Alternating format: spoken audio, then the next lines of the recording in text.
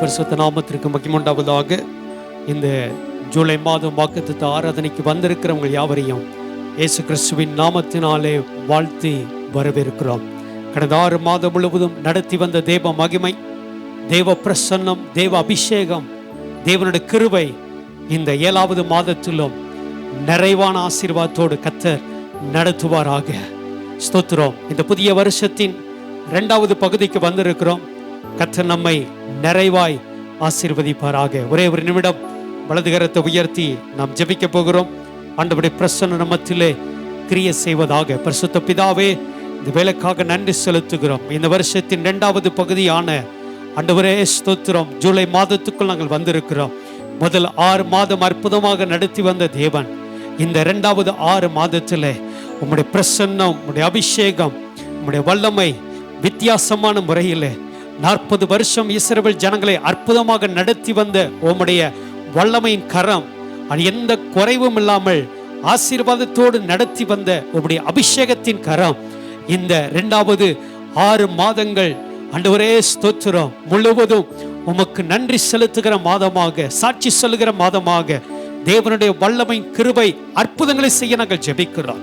தொடர்ந்து நாமம் மகிமைப்படட்டும், எங்களோடு இடைப்படும். இயேசுவின் நாமத்தில் ஜெபிக்கிறோம் எங்கள் நல்ல பிதாவே, ஆமென், ஆமென். ஒரே ஒரு பாடல், 2 சரணங்களை நாம் பாடப்போகிறோம். எந்த தேவனால் நிச்சயம் நான் ஆசீர்வாதம் பெற்றுக்கொள்ளுவேன், உந்தன் வசனம் கை கொள்ளுவேன், நான் உந்தன் வழிகளில் நடந்திடுவேன் என்று சொல்லி இந்த பாடலை விசுவாச அறிக்கையோடு நாம் பாடி தேவனுடைய நாமத்தை மகிமைப்படுத்துவோம். பரிசுத்த ஆவியானவர் அற்புதங்களை கர்த்தர் நமக்கு செய்வாராக.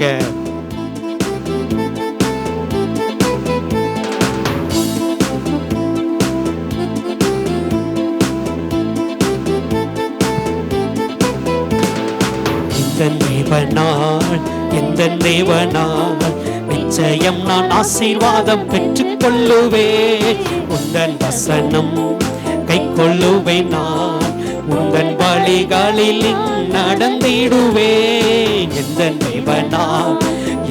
தேவனால் நிச்சயம் நான் ஆசீர்வாதம் பெற்றுக் கொள்ளுவேன், உந்தன் வசனம் கை கொள்ளுவேன், நான் உந்தன் வழிகளில் நான் நடந்திடுவேன். தேசத்திலே ஆசீர்வாதமாயிருப்பேன், வேலையிலும் ஆசீர்வாதமாயிருப்பேன். சொல்லுவோம், ஆசீர்வாதமாயிருப்பேன், வேலையிலும் ஆசீர்வாதமாயிருப்பேன். என் வீட்டில் ஆகாரம் குறையில்லையே, என் தேவைகள் ஒன்றும் தடையில்லையே. என் வீட்டில் ஆகாரம் குறையில்லையே, என் தேவைகள் ஒன்றும் தடையில்லையே. எந்த தேவனால் நிச்சயம் நான் ஆசீர்வாதம் பெற்றுக் கொள்ளுவேன், உந்தன் வசனம் கை கொள்ளுவேன், நான் உந்தன் வழிகளில் நான் நடந்திடு. எனக்கு எதிராய் ஆயுதமெல்லாம் போய்விடும், எந்த தேவனால் எனக்கு எதிராய் வரும் ஆயுதமெல்லாம் நிர்மூலமாய் போய்விடும். எந்த தேவனால் என் பலன் ஆரோக்கியம் தேவதானமே, என் சரீரம் ஆமே, என் பலன் ஆரோக்கியம் தேவதானமே, என் சரீரம் ஆசீர்வதிக்கப்படும். எந்த தேவனால் நிச்சயம் நான் ஆசீர்வாதம் பெற்றுக் கொள்ளுவேன், உந்தன் வசனம் கை கொள்ளுவேன், நான் உந்தன் வழிகளில் நான் நடந்திடுவேன். எந்த தேவனால் நிச்சயம் நான் ஆசீர்வாதம் பெற்றுக் கொள்ளுவேன், உந்தன் வசனம் கை கொள்ளுவேன், நான் உந்தன் வழிகளில் நான் நடந்திடுவேன். Price God. கர்த்தருடைய நாமம் மகிமைப்படுவதாக. இந்த வருஷத்தின் ஸ்தோத்திரம் இந்த 2வது 6வது மாதத்திலே நாம் கால் எடுத்து வைத்திருக்கிறோம். பாதி வருடங்கள் முடிந்து அடுத்த பாதி வருடங்கள்ல நாம் கால் எடுத்து வைக்க கர்த்தர் நமக்கு கிருபை கொடுத்திருக்கிறார். இந்த வருஷத்தின் ஆரம்பத்தை பார்த்த அநேகர், பெரும்பாலோர் ஸ்தோத்திரம் லட்சக்கணக்கான பேர் இந்த வருஷத்தினுடைய 2வது பகுதியான 6வது மாதத்தை பார்க்க முடியவில்லை. ஆனால் கர்த்தர் உங்களையும் என்னையும் குறித்து ஒரு திட்டங்கள் வைத்திருக்கிறார். நாம் கடந்து வந்த பாதைகள் எல்லாவற்றையும் கர்த்தர் மாற்றி இந்த 2வது பகுதியான அடுத்த 6 மாதத்திலே நிறைவான ஆசீர்வாதத்தை தேவன் கட்டளையிடுவாராக. இந்த புதிய மாதம் 2 வாக்குத்தத்தங்களை ஆண்டவர் கொடுத்தார். அதில் ஒரு வாக்குத்தத்தத்தை இன்றைக்கு உங்களோடு கூட நான் பகிர்ந்து கொள்ளும்படியாக விரும்புகிறேன். எசேக்கியேல் தீர்க்கதரிசன புஸ்தகம் 34ஆம் அதிகாரம் 26வது வசனம் இப்படியாக சொல்லுகிறது. என்னோடு கூட நீங்களும் எடுத்துக்கொண்டு வாசிக்க கேட்கிறேன். எசேக்கியேல் தீர்க்கதரிசன புஸ்தகம் 34ஆம் அதிகாரம் 26வது வசனம். நான் அவர்களையும் என் மேட்டின் சுற்றுப்புறங்களையும் ஆசீர்வாதமாக்கி ஏற்ற காலத்திலே மழையை பெய்ய பண்ணுவேன். ஆசீர்வாதமான மழை பெய்யும். அதில் கை வைத்து கண்களை மூடி, ஆண்டவரே இந்த வார்த்தையின்படி ஆசீர்வாதமான மழை பெய்யட்டும். அடுத்த 6 மாதங்கள் நாங்கள் கடந்து வந்த எல்லா பாதைகளுடைய சூழ்நிலைகள் மாறி எங்களுடைய வாழ்க்கையிலும் குடும்பத்திலும் எங்களுடைய பட்டணத்திலும் எங்களுடைய ஆண்டவரே மாவட்டங்களிலும் எங்களுடைய தேசத்திலும் நாங்கள் ஆசீர்வாதமான மழையை பார்க்க நீர் உதவி செய்யும். இந்த வார்த்தையின்படி எங்களை ஆசீர்வதியும். இயேசுவின் நாமத்தில் ஜெபிக்கிறோம் பிதாவே, ஆமென்.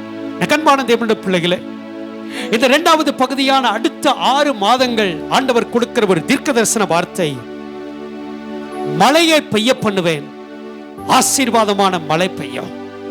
கடந்த 6 மாதங்கள் அநேக பாதைகள், பலவீனத்தின் பாதைகள், துக்கத்தின் பாதைகள், துக்க செய்தியான பாதைகள், கண்களுக்கு முன்பதாகவே மரணத்தின் பாதைகள்.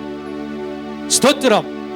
பவுல் சொல்லுகிற பிரகாரமாக அப்போஸ்தலர் 27ஆம் அதிகாரத்திலே சொல்லுகிற பிரகாரமாய் இனி தப்பி பிழைப்போம் என்ற நம்பிக்கை அற்றுப்போனது என்ற வார்த்தையின்படி இனி பிழைப்போமா என்று சொல்லி, ஸ்தோத்திரம், இவர்கள் பிழைப்பார்களா என்று சொல்லி பயந்து பயந்து ஏங்கிக் கொண்டிருந்த ஒரு வாழ்க்கை. ஆனால் கர்த்தர் இன்றைக்கு ஒரு வாக்குத்தத்தம் கொடுக்கிறார். மழையை பெய்ய பண்ணுவேன், ஆசீர்வாதமான மழை பெய்யும். கைகளை உயர்த்தி ராமன் சொல்லி அறிக்கை செய்யுங்கள். கர்த்தர் நிச்சயமாக நம்மை ஆசீர்வதிப்பாராக. இனி ஒரு ஆசீர்வாதமான மழை. அடுத்த 6 மாதங்கள் சுகமாக இருப்பீர்கள். அடுத்த 6 மாதங்கள் பாதுகாப்பாக இருப்பீர்கள். தேவனுடைய வருகை மட்டும் இந்த ஆசீர்வாதம் உங்க வாழ்க்கையில நன்மைகளை கொண்டு வரும். ஆண்டவர் சொன்னார், நீ விசுவாசித்தால் தேவனுடைய மகிமை காண்பாய் சொன்ன ஆண்டவர் நிச்சயமாகவே நீங்கள் விசுவாசியுங்கள், அறிக்கை செய்யுங்கள். மழையை பெய்ய பண்ணுவேன் என்று சொன்னீரே, அது ஆசீர்வாதமான மழையாக இருக்கும் என்று சொன்னீரே.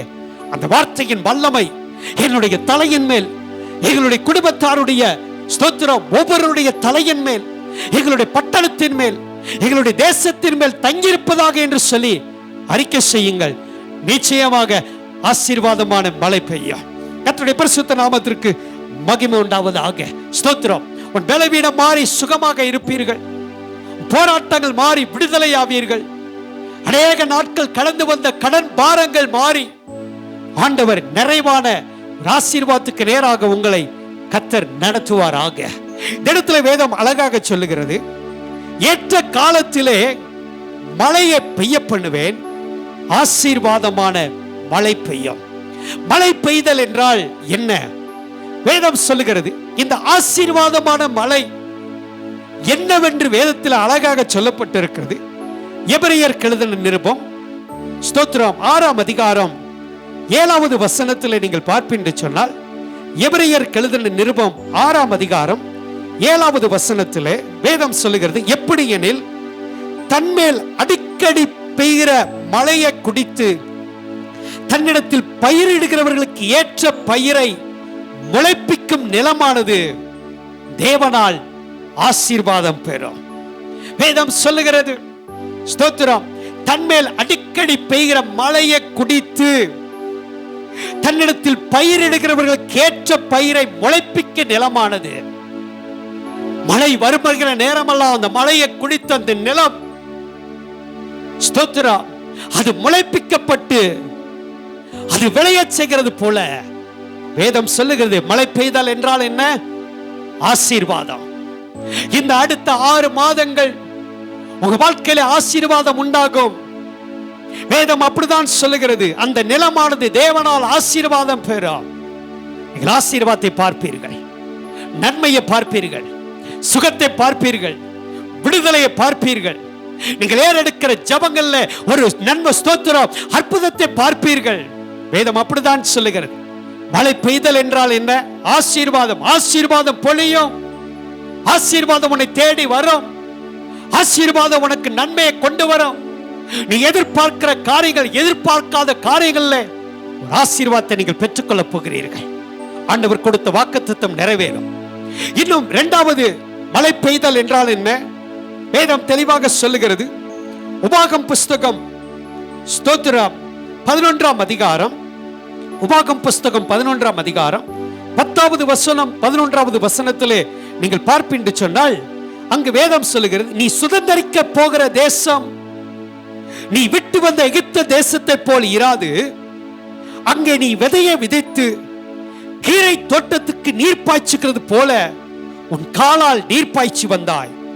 நீ சுதந்தரிக்க போகிற தேசமோ மலைகளும் பள்ளத்தாக்குகளும் உள்ள தேசம்.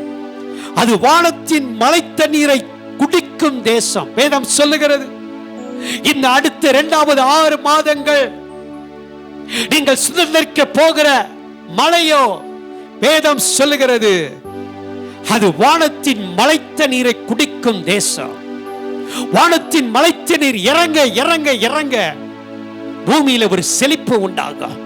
கர்த்தர் சொல்லுகிறார், இந்த ஜூலை மாதம் நீங்கள் செழிப்பாக இருப்பீர்கள். செழிப்பின் ஆசீர்வாதம் உன்னை தேடி வரும். பூமிக்குரிய செழிப்பை கர்த்தர் கொடுப்பார். யாக்கோபுக்கு 2 ஆசீர்வாதத்தை கொடுத்தார். வானத்துக்குரிய ஆசீர்வாதம், பூமிக்குரிய ஆசீர்வாதம். கர்த்தர் இந்த புதிய மாதம் உனக்கு சொல்லுகிறார், இந்த பூமியில உன்னை நான் செழிப்பாக வைப்பேன். இந்த வருஷத்தின் ஆரம்பத்தில் தேவன் கொடுத்த வாக்குத்தத்தம் அதுதான். நான் உண்டு பண்ணின சகல ஜாதிகளை பார்க்கிலும் கீர்த்தியிலும் மகிழ்ச்சியிலும் புகழ்ச்சியிலும் உன்னை சிறந்திருக்கும்படி செய்வேன். இது 2வது 6வது மாதத்திலே தேவன் சொல்லுகிறார், நீ செழிப்பாக இருப்பாய். பூமிக்குரிய செழிப்பை கர்த்தர் மழையாக பெய்ய பண்ணுவார். வேதம் அப்படிதான் சொல்லுகிறது. அது மழை தண்ணீரை குடிக்கிற தேசம். பூமிக்குரிய செழிப்பை நீங்கள் பெற்றுக் கொள்ளுகிற மாதமாக இந்த முதல் நாளிலிருந்து கர்த்தர் உங்களை நிறைவாய் ஆசீர்வதிப்பாராக. 3வது மழை பெய்தல் என்றால் என்ன? ஏசாயா தீர்க்கதரிசன புஸ்தகம் 55ஆம் அதிகாரம், ஸ்தோத்திரம், 10வது வசனம், 11வது வசனம் இப்படி சொல்லுகிறது, மாரியும் உறைந்த மழையும் வானத்திலிருந்து இறங்கி அவ்விடத்திற்கு திரும்பாமல் பூமியை நனைத்து அதன் முளை கிளம்பி விளையும்படி செய்து விதைக்கிறவனுக்கு விதையையும் புசிக்கிறவனுக்கு ஆகாரத்தையும் கொடுக்கிறது எப்படியோ அப்படியே என் வாயிலிருந்து புறப்படுகிற வசனமும் இருக்கும். அது வெறுமையா என்னிடத்துக்கு திரும்பாமல் அது நான் விரும்புகிறதை செய்து நான் அதை அனுப்பின காரியம் வாய்க்கும், அனுப்பின காரியம் ஆகும்படி வாய்க்கும். வேதம் தெளிவாக சொல்லுகிறது, மாரியும் உறைந்த பனியும் பூமியை நிரப்பும் பொழுது அது எப்படி பூமியில் உள்ள விதைகளை விளையச் செய்கிறதோ அது போல கர்த்தர் சொல்லுகிறார், என் வாயிலிருந்து புறப்படுகிற வசனம் உன் இருதயத்தில் இறங்கும். அது நான் விரும்பினதை செய்யும். மழை பெய்தால் என்றால் என்ன? ஆசீர்வாதம், பூமிக்குரிய செழிப்பு. 3வது வேதம் சொல்லுகிறது, வசனம் இருதயத்தில் இறங்குகிறார், அதுதான் ஆசீர்வாதம். 6 மாதங்கள் தேவனுடைய வார்த்தை உள்ளே இறங்காமல் இருந்திருக்கலாம். ஆனால் இந்த நாளிலிருந்து கர்த்தர் சொல்லுகிறார், நீ ஒப்புக் கொடுப்பாயானால் ஆவிக்குரிய ஆசீர்வாதம் உன்னுடைய சரீரத்தில் இறங்கும். வேதம் சொல்லுகிறது, தேவ வார்த்தை நமக்குள் இறங்கும் போது கர்த்தர் சொல்லுகிறார், நான் விரும்பின காரியம் ஆகும்படி அது வாய்க்கும். ஆண்டவர் எதை நினைக்கிறாரோ அதை உன் வாழ்க்கையில கர்த்தர் பூரணமாக செய்து முடிப்பார். வசனம் இருதயத்தில் இறங்குதல் தான் மழை பெய்தல். வேதம் சொல்லுகிறது, பவுல் சொல்லிய வார்த்தைகளை கவனிக்கும்படி லீதியாளுடைய இருதயம் திறக்கப்பட்டது. தேவ வார்த்தை உள்ளே போகும்படி இருதயம் திறக்கப்படுவதாக. எனக்கு அன்பான தேவனுடைய பிள்ளைகளே, ஆவிக்குரிய ஆசீர்வாதம் தேவ வார்த்தை உள்ளே இறங்குவதுதான் மழை பெய்தல். கர்த்தர் இந்த 2வது 6வது மாதத்திலே 6 மாதத்திலே கர்த்தர் நம்முடைய வாழ்க்கையில தேவ வசனம் கிரியை செய்ய போகிறது. எனக்கு அன்பான தேவனுடைய பிள்ளைகளே, ஸ்தோத்திரம்.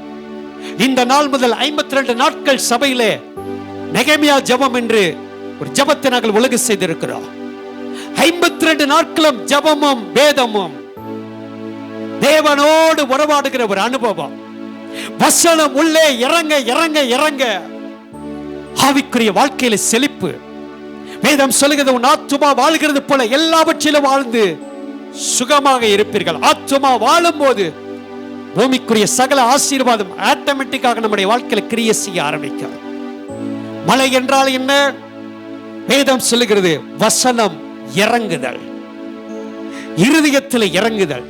4வது சங்கீதங்களின் புஸ்தகம் 68ஆம் சங்கீதத்தில் நீங்கள் பார்ப்பீங்க சொன்னால் வேதம் சொல்லுகிறது, 9வது வசனம் 10வது வசனத்தில் நீங்கள் பார்ப்பீங்க சொன்னால், தேவனே சம்பூர்ண மழையை பெய்ய பண்ணினீர், இளைத்து போன உம்முடைய சுதந்திரத்தை திடப்படுத்தினீர், உம்முடைய மந்தை அதிலே தங்கி இருந்தது. தேவனே உம்முடைய தயையினாலே ஏழைகளை பராமரிக்கிறீர்.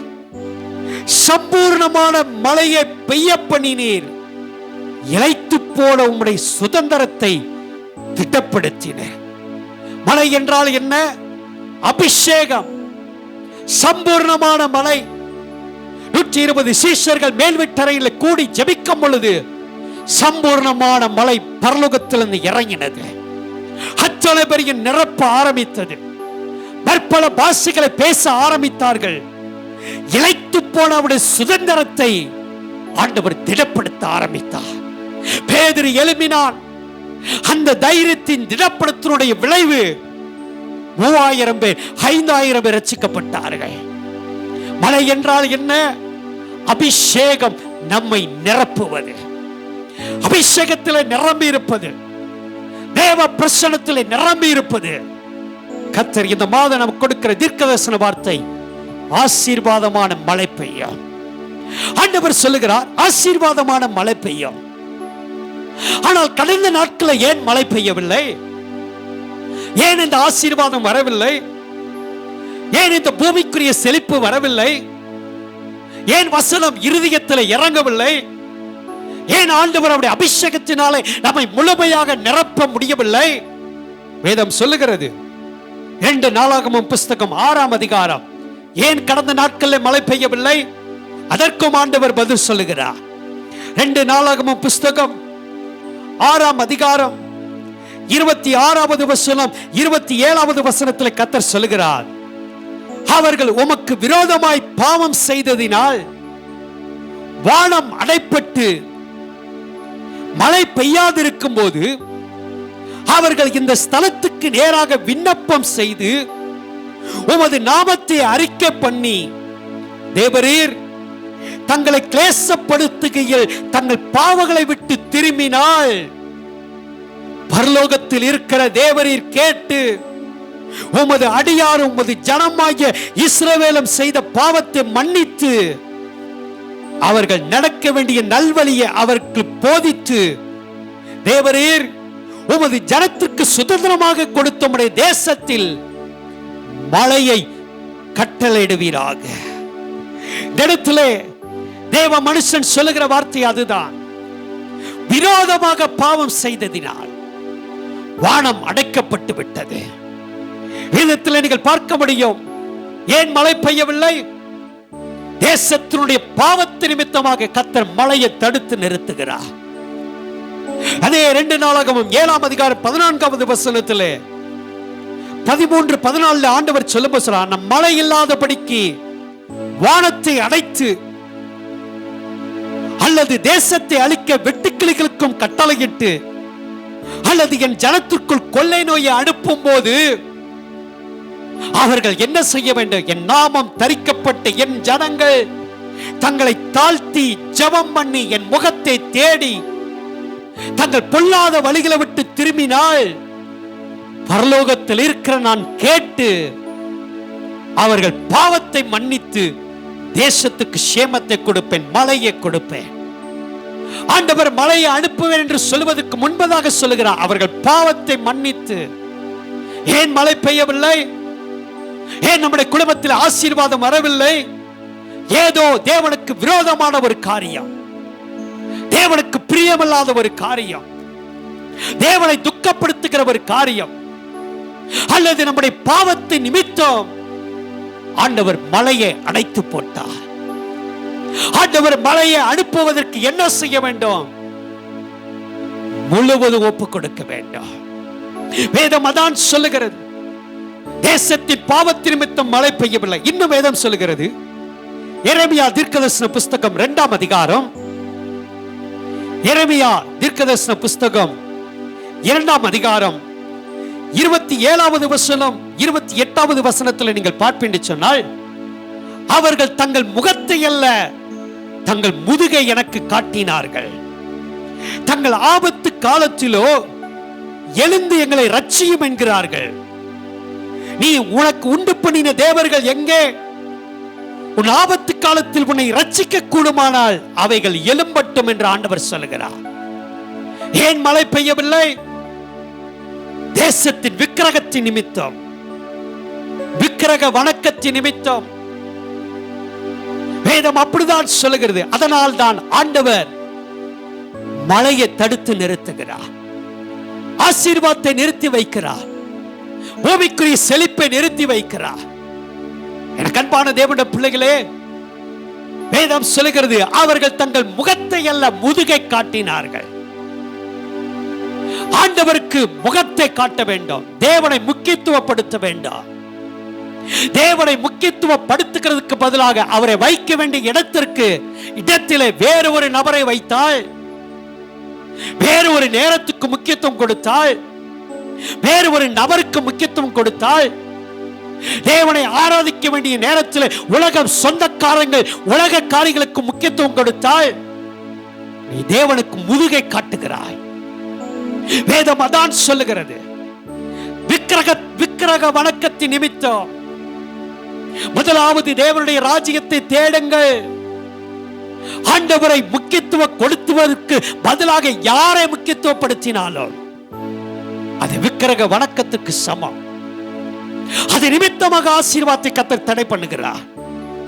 இன்னும் வேதம் சொல்லுகிறது, 1 ராஜாக்கள் 17ஆம் அதிகாரம் 1வது வசனத்திலே நீங்கள் பார்ப்பீங்க சொன்னால், 1 ராஜாக்கள் 17ஆம் அதிகாரம் 1வது வசனத்திலே வேதம் சொல்லுகிறது, கீலேயாத்தின் குடிகளிலே திஸ்பியனாகிய எலியா ஆகாபை நோக்கி சொல்லுகிறார், என் வாக்கின்படியே அன்றி இந்த வருஷத்திலே பனியும் மழையும் பெய்யாதிருக்கும் என்று இஸ்ரவேலின் தேவனாகிய கர்த்தருக்கு முன்பதாக நிற்கிற நான் அவருடைய ஜீவனை கொண்டு சொல்லுகிறேன். எலியா சொல்லுகிறது நிமித்தமாக கர்த்தர் வானத்தை அடைத்து போட்டார். எலியா மழை இல்லாதபடிக்கு ஜெபம் பண்ணினான், கர்த்தர் வானத்தை அடைத்து போட்டார். சில நேரம் தேசத்தினுடைய பிள்ளைகள் மனம் திரும்ப வேண்டும் என்று சொல்லி ஊழியக்காரர்கள் ஆசீர்வாதத்தை தடபணி ஜெபித்தால் அந்த நல்ல நோக்கத்தை கர்த்தர் நிறைவேற்றுவாரா? தேசம் எப்படி போய்கொண்டிருக்கிறதே, ஜனங்கள் சீரழிந்து கொண்டிருக்கிறார்களே, ஒரு மாற்றத்தை கர்த்தர் உண்டாக்க வேண்டும். இந்த ஜனங்களுடைய எண்ணம் தேவன் பக்கம் திரும்ப வேண்டும் என்பதற்காகவே ஊழியக்காரர்கள் வேதனையோடு ஜெபித்தால் கர்த்தர் ஆசீர்வாதத்தை தடை செய்து விடுவாரா? 4வது, ஏன் கடந்த நாட்களில் மழை பெய்யவில்லை?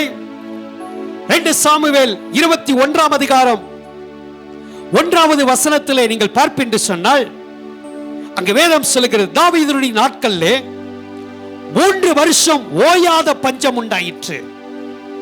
அப்பொழுது தாவீது ஆண்டவருடைய சபகத்தில் போய் விசாரிக்கிறான்.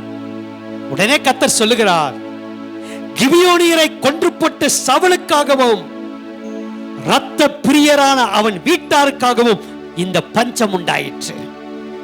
தேசத்திலே பஞ்சம், மழை வராவிட்டால் பஞ்சம் வந்துவிடும், பஞ்சம் வந்துவிட்டால் வியாதி வந்துவிடும், வியாதி வந்துவிட்டால் மரணம் நேரிட ஆரம்பித்துவிடும். கர்த்தர் தெளிவாக சொல்லுகிறார், எதற்கு ஆண்டவர் மழையை அனுப்பவில்லை? கிபியோனியரை கொன்று போட்ட சவுலுக்காக, கிபியோனியரை சவுல் கொன்று போட்டு விட்டானா? இரத்த பலிகளின் நிமித்தமாய் மழையை கத்த நிறுத்தி விடுவாரா? ஸ்தோத்திரம். மனுஷனுடைய ரத்தம் பூமியில சிந்தப்பட்டு கொண்டே இருந்தால் கர்த்தர் ஆசீர்வாதத்தை தடை பண்ணி விடுவார். ஆதியாகமம் புஸ்தகம் 4ஆம் அதிகாரம் 11வது வசனத்தில் நீங்கள் பார்ப்பீங்க சொன்னால், ஆபேலை கொன்று போட்ட காயினை வந்து கர்த்தர் விசாரிக்கிறார். ஆண்டவர் தெளிவாக சொல்லுகிறார், ஆபேலுடைய ரத்தம் பரலோகத்துக்கு எட்டினது. மருத்துவர்கள் கண்டுபிடிக்கப்படாத ஒரு ரகசியம் என்ன தெரியுமா? ஒவ்வொரு மனுஷனுடைய ரத்தம் தன் தேவனாகிய கர்த்தரை நோக்கி கூப்பிட்டுக் கொண்டே இருக்குமா. இது எந்த மருத்துவரும் கண்டுபிடிக்கவில்லை, எந்த விஞ்ஞானியும் கண்டுபிடிக்கவில்லை. வேதம் சொல்லுகிறது. 4ஆம் அதிகாரம் 11வது வசனத்திலே ஆண்டவர் சொல்லுகிறார், ஆபேலுடைய ரத்தம் பரலோகத்துக்கு போனபடியினால் ஆண்டவர் இறங்கி வந்து விடுகிறார். இப்பொழுது காயினை பார்த்து சொல்லுகிறார், உன் சகோதரனுடைய ரத்தத்தை உன் கையிலே வாங்கிக் கொள்ள தன் வாயை திறந்த இந்த பூமியிலே நீ சபிக்கப்பட்டிருப்பாய். உனக்கு ஆசீர்வாதம் இல்லை, மழையை அனுப்ப மாட்டேன், பூமிக்குரிய செழிப்பு இல்லை. இரத்த பலிகளின் நிமித்தமாய் மழையை தடுத்து போடுவாரா? ஆனால் இங்கு வாக்குத்தத்தம் கொடுத்திருக்கிறான், மழை பெய்வே, மழையை பெய்ய பண்ணுவேன். இந்த ஆசீர்வாதமான மழையை பெற்றுக்கொள்ள என்ன செய்ய வேண்டும்? அதற்கும் ஆண்டவர் சொல்லுகிறார். 2 நாளாகமும் 7:13-14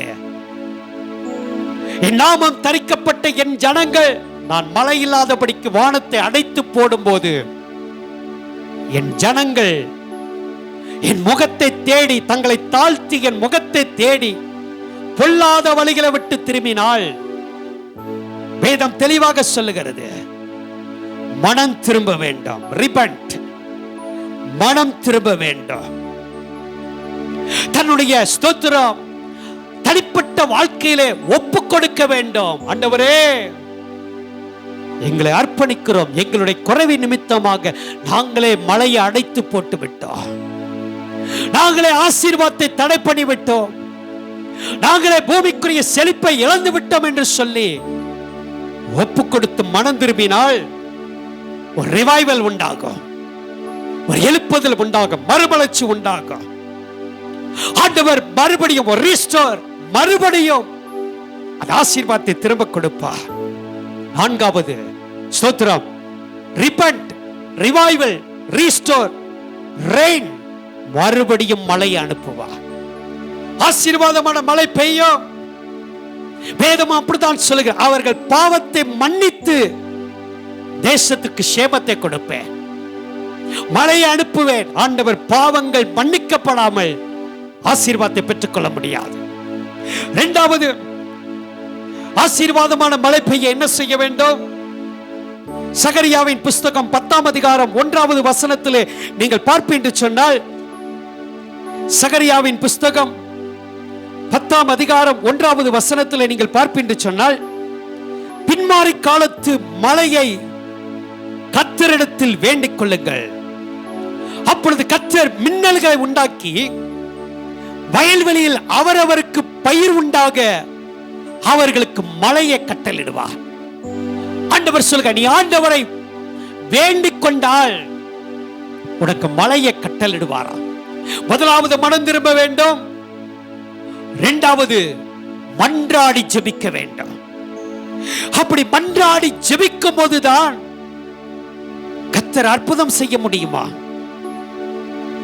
சாலமோன் இப்படியாக ஜெபிக்கிறார். 1 ராஜாக்கள் புஸ்தகம் 8ஆம் அதிகாரம் 36வது வசனத்தில் நீங்கள் பார்ப்பீங்க சொன்னால், அங்கு சாலமோன் ஜெபிக்கும் பொழுது இப்படி ஜெபிக்கிறார், பரலோகத்தில் இருக்கிற தேவரீர் கேட்டு உமது அடியாரும் உமது ஜனமாகிய இஸ்ரவேலரும் செய்த பாவத்தை மன்னித்து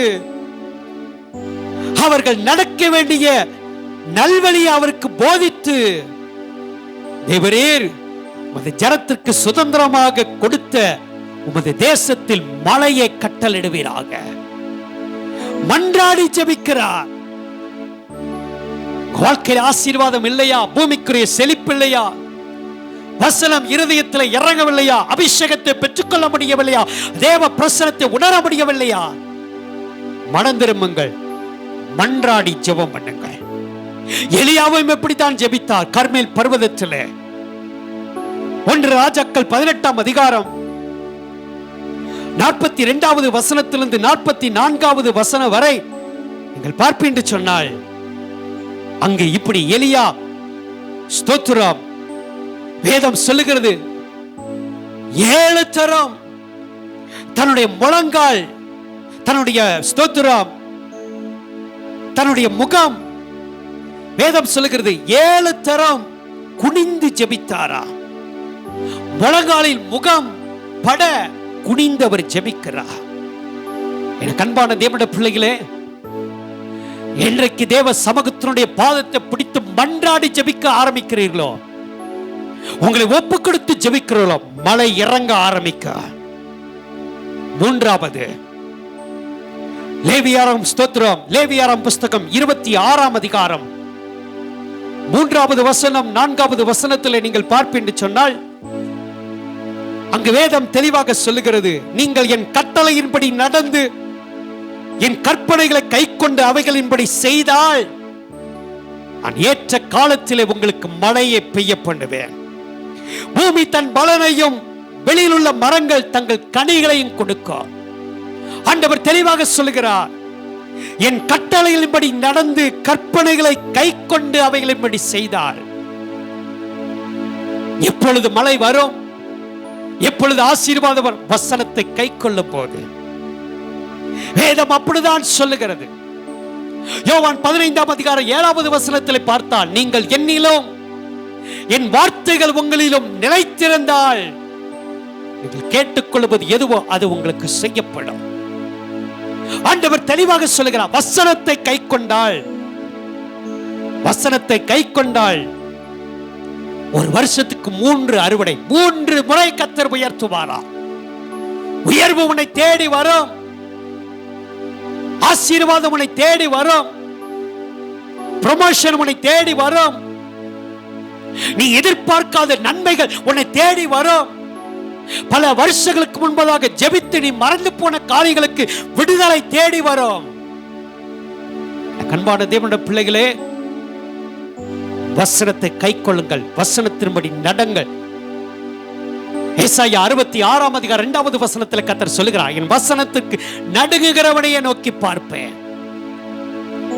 வசனத்தை பிடித்துக் கொள்ளுங்கள். 4வது யாக்கோபுக்கு எழுதின நிருபம் 5ஆம் அதிகாரம் 7வது வசனம் 8வது வசனத்தை நீங்கள் பார்ப்பீங்க சொன்னால், அங்கு வேதம் சொல்லுகிறது, இப்படி இருக்க சகோதரரே, கர்த்தர் வருமளவும் நீடிய பொறுமையாக இருங்கள். இதோ பயிரிடுகிறவன் பூமியின் நற்பலனை அடைய வேண்டும் என்று முன்மாறியும் பின்மாறியும் வருமளவும் நீடிய பொறுமையோடு காத்திருக்கிறார். ஆண்டவர் சொல்கிறார், நீங்களும் நீடிய பொறுமையோடு இருந்து உங்கள் இருதயங்களை ஸ்திரப்படுத்துங்கள். ஆசீர்வாதமான மழை வர வேண்டுமா? பொறுமையாக இருங்கள். எப்படி? நீடிய பொறுமையாக இருங்கள். தேவ சமூகத்தில் காத்திருங்கள். சங்கீதம் 46:10 சொல்லுகிறது, நீங்கள் அமர்ந்திருந்து நானே தேவன் என்று அறிந்து கொள்ளுங்கள். தேவனுடைய சமூகத்தில் காத்திருக்கும் பொழுது ஆசீர்வாதம் உன்னை தேடி வரும். 11வது வசனத்தில் நீங்கள் பார்ப்பீங்க சொன்னால், அங்கு சொல்லுகிறது, இதோ பொறுமையா இருக்கிறவர்களை பாக்கியவான்கள் என்று சொல்லுகிறோமே. யோபின் பொறுமையை குறித்து கேள்விப்பட்டு இருக்கிறீர்கள். யோபுவை போல பொறுமையாக காத்திருங்கள். ஒரு பெரிய பணக்காரன் யோபு, தேசத்தில் பெரிய சீமான், 7000 ஆடு, 3000 ஒட்டகம், 500 ஏறுமாடு, 500 கழுதைகள், திரளான வேலைக்காரர்கள், 10 குமாரர்கள். ஒரு நாள் எல்லாமே போய்விட்டது. சொத்துக்கள் பறிபோனது. 10 பிள்ளைகள் மரித்து போனார்கள். சரீரத்தில் வியாதிகள். ஒரு ஓட்டை எடுத்து முற்றத்தில் உட்கார்ந்து சுரண்டி கொண்டிருக்கிறார். வேலை செய்ய போக முடியவில்லை. மனைவியோட அன்பு பறி போய்விட்டது. மனைவியானவள், நீ தேவனை தூசித்து ஜீவனை விடும் என்று சொல்லி போய்விட்டார்கள். நண்பர்களுடைய அன்பும் எதிர்பார்த்த அளவுக்கு இல்லை. அதுவும் வேதனையாக மாறிவிட்டது. வேதம் சொல்லுகிறது, யோபு 10 மாதங்கள் காத்திருந்தானாம். 10 மாதங்கள் ஆண்டவருடைய பாதத்தை பிடித்தார். கர்த்தர் கொடுத்தார், கர்த்தர் எடுத்தார், கர்த்தருடைய நாமத்துக்கு ஸ்தோத்திரம் என்று சொல்லி விசுவாச அறிக்கை செய்ய ஆரம்பித்தார். எண்ணி முடியாத நன்மைகளை செய்வார் என்று சொல்லி விசுவாச அறிக்கை செய்ய ஆரம்பித்தார். என் சோதனைகளை, என் வேதனைகளை அவர் அறிவார். என்னை சோதித்த பின் நான் பொன்னாக மாறுவேன் என்று சொல்லி அறிக்கை செய்ய ஆரம்பித்தார். என் மீட்பர் உயிரோடு இருக்கிறார் என்று சொன்னார். நீ சகலமும் செய்ய வல்லவர், செய்ய நினைத்து தடைபடாது என்று சொன்னார். வேதம் சொல்லுகிறது, இரட்டிப்பான ஆசீர்வாதத்தை 2 மடங்கு பெற்றுக் கொண்டாரா. அன்பான தேவனுடைய பிள்ளைகளே, இந்த வருஷத்தின் 2வது 6வது மான இந்த நாளிலிருந்து ஆசீர்வாதம் உன்னை தேடி வரும். மனம் திரும்புங்கள், மன்றாடி ஜெபம் பண்ணுங்கள், வசனத்தை கை கொள்ளுங்கள், பொறுமையோடு தேவனுடைய பாதத்தில் காத்திருங்கள். கர்த்தர் உங்களை நிறைவாய் ஆசீர்வதிப்பாராக. கண்களை மூடி வலது கரத்தை உயர்த்தி எங்களோடு பேசின வார்த்தைக்காக ஸ்தோத்திரம் ஆண்டவரே.